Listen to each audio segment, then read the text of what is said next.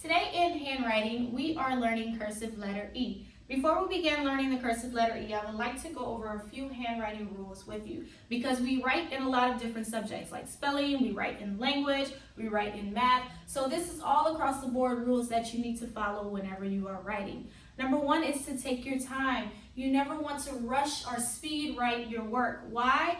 Because your work will come out sloppy. Sometimes you will not be able to read it. Sometimes it will look all jumbled and mixed up, and you don't want that to happen to your handwriting because you may have to do it all over again. So you don't want that to happen. So whenever you start to write, make sure that you take your time.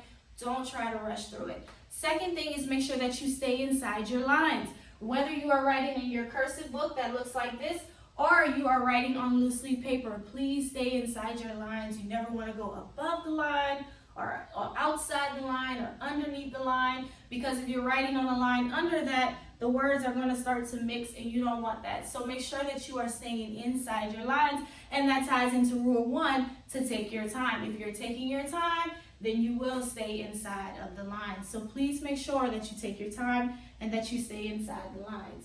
So let's go ahead and get to writing cursive letter E. So cursive letter E this is a lowercase e. This is not capital E, this is lowercase e. And so it starts on the red line. For those that have the cursive letter book, the red line is always your baseline, your bottom line, and then you have the blue middle line and then the blue top line. So if you look at it, little e only touches the red line and the middle line. It does not go all the way up, and it doesn't come underneath the red line. So that's important whenever you are writing E, to make sure to stay within the area that E stays in. So the first thing you do whenever you are writing little e is that you start on the red line. First thing is you're going to curve up. Make sure that you curve. Let me show you the difference between a straight line and a curve. This is a straight line. Straight line means it's going straight down. Whenever we are writing in cursive, most of the time cursive, you hear the word curve in it. Most of the letters have curves in them. So this is what a curve would look like in cursive. So you don't want to put a straight line to do your E. You want to have that curve. So again, it starts on the red line and it's going to curve all the way to the middle dotted line here. Okay? Again, so it's going to curve. After you do your first curve, you're going to curve down all the way, and then you're going to touch the red line. So, you look at it, I curved up, then I curved coming back down. I made sure to touch the red line and went up. So that is how the E should look. Again, so I'm going to curve up, I loop, or I curve down, make sure you touch that red line, and then go up. That's what cursive E will look like. Kind of looks like a little L a little bit, but it's an E. So again, curve up, loop and curve down, and up. So now if you look at that one's not too good. Why? Look how small and thin this is. You don't want it to look like that. So that was not a good one. So if you do see that when you're writing it doesn't look right, it's okay to erase it and try again.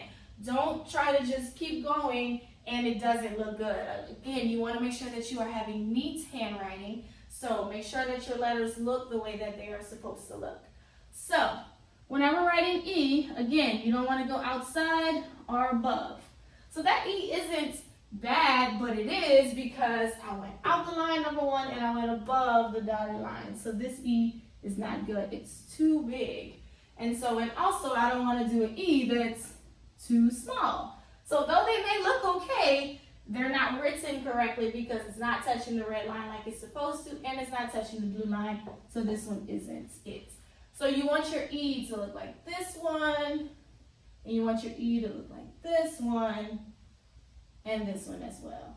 So that is cursive letter E.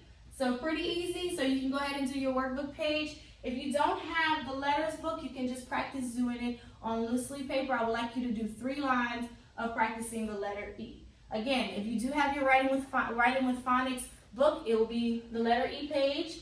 If you do not have that book just yet, it's okay. You could do 3 lines of writing the letter E. Whenever you write it on the loose leaf paper, make sure that you're putting space between it. You don't want it to look just like this.